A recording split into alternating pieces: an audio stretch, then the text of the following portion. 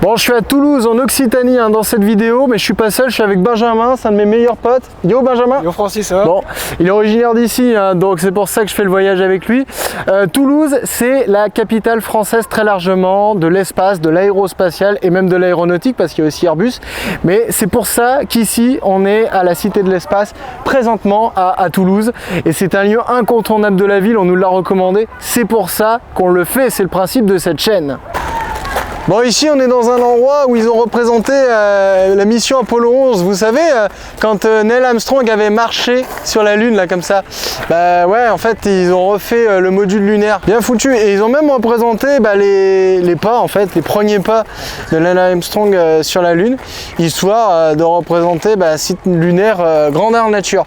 Manque juste le drapeau américain, là, ils l'ont pas mis. Et si vous venez ici, en fait, il y a des horaires de spectacle où ils refont un peu la mission Apollo 11 quoi. Donc il y a des animations consacrées à ça. Un petit pas pour l'homme, mais un bond de géant pour l'humanité. C'est bon, je l'ai casé, c'est fait. Bon normalement ça c'est utilisé pour expliquer le phénomène des arcs-en-ciel, mais moi j'en fais une utilisation beaucoup plus intéressante. Il fait chaud. Ah, ça peut servir de brumisateur géant.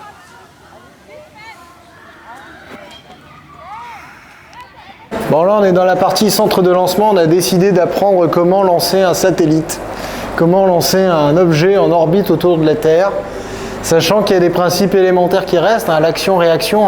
Par exemple, là, quand vous prenez un ballon de baudruche, que vous le gonflez et qui s'en va dans tous les sens, c'est de l'action-réaction, c'est le même principe que pour une fusée. Par exemple, ils vous apprennent aussi que le pommeau de douche, c'est un peu pareil. Quand le pommeau il se balade dans tous les sens, action-réaction, action-réaction. Voilà. C'est pas compliqué l'espace, c'est pas compliqué l'aérospatial. Voilà.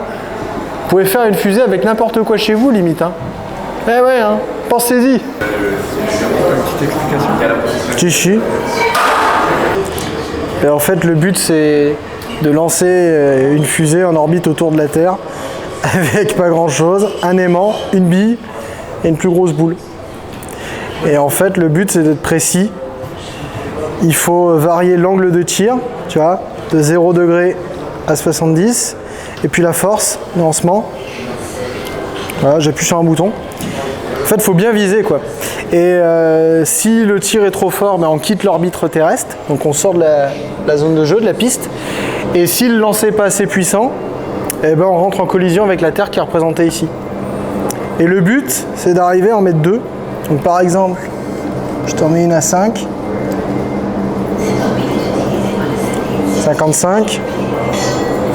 Ça a l'air d'être pas mal là. Et là il va m'en chercher une deuxième. Tu vois, là elle est en orbite.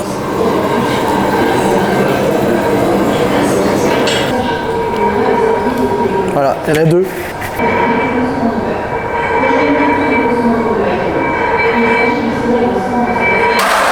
Voilà. Bon maintenant je vais montrer ce que ça fait quand le truc il part trop loin. Par exemple, je fais un angle de tir, 45 degrés.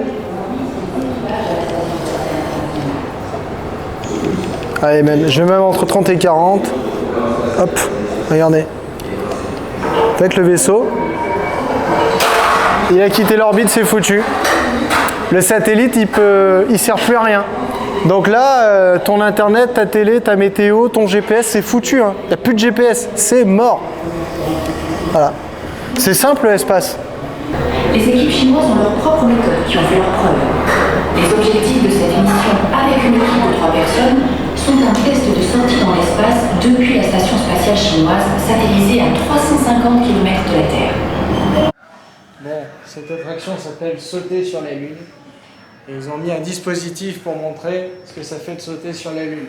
Et moi forcément, ce genre de truc j'adore. Donc tu utilises le chariot, tu t'allonges et tu pousses fort. Normalement ça reproduit un saut sur la Lune. Comme ça.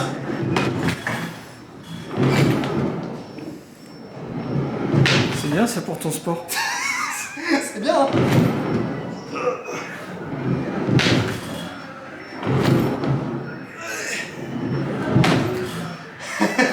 J'ai maigri sur la Lune.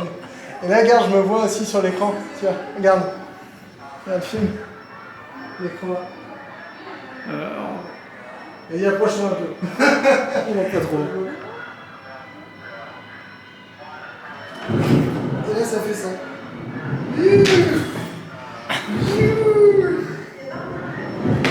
Ah, il s'éclate. Non, je vais la tenir.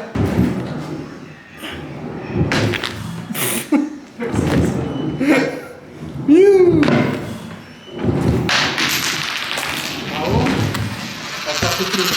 Ah, j'ai fait tomber de la thune. Tiens. Ouais. Voilà. C'est cool. Les distances dans l'univers, elles sont immenses, c'est impressionnant. Alors pour bien se représenter ces distances, ils ont mis quelque chose ici à la Cité de l'Espace, un système solaire en miniature avec le Soleil. À cette taille-là, eh bien, la planète Mercure, elle serait située ici et en plus, elle serait minuscule. Il faut vraiment s'approcher de la coupole. Je vous mettrai des images pour pouvoir bien voir la planète Mercure. Ensuite, vous avez Mercure, Vénus, donc la Terre, 150 millions de kilomètres. On est ici, on est tout petit, une tête d'épingle. Puis ensuite la planète Mars. Et là, il faut progressivement s'éloigner pour apercevoir les autres planètes. Et là, on est dans le système solaire externe. Jupiter, Saturne et un peu plus loin, il y a Uranus et Neptune. Voilà. Système solaire en miniature, rendez-vous compte, on est peu de choses dans l'espace. Nous sommes dans les confins de l'univers, imaginez-vous, il fait froid, il fait noir, il n'y a plus beaucoup d'objets dans l'espace. Voilà la planète Uranus, l'avant-dernière. Et ensuite, la 8e et dernière planète du système solaire, oui, parce qu'il n'y en a plus que 8, la planète Neptune qu'on va voir là-bas. Et dites-vous que dans l'univers, c'est essentiellement du vide. On n'est pas comme dans les films de science-fiction où il faut slalomer entre les astéroïdes, non. Et voilà, Neptune, c'est quasiment ici que le système solaire se termine? Non, oh, il y en a encore un petit peu. Voilà. Et dites-vous qu'il faudra encore parcourir 260 km pour atteindre le nuage d'Oort. C'est le nuage de comète situé au bout du système solaire. Voilà. C'est un petit système solaire réduit, histoire de vous montrer que les distances dans l'espace, elles sont immenses. Et ça, c'est sympa.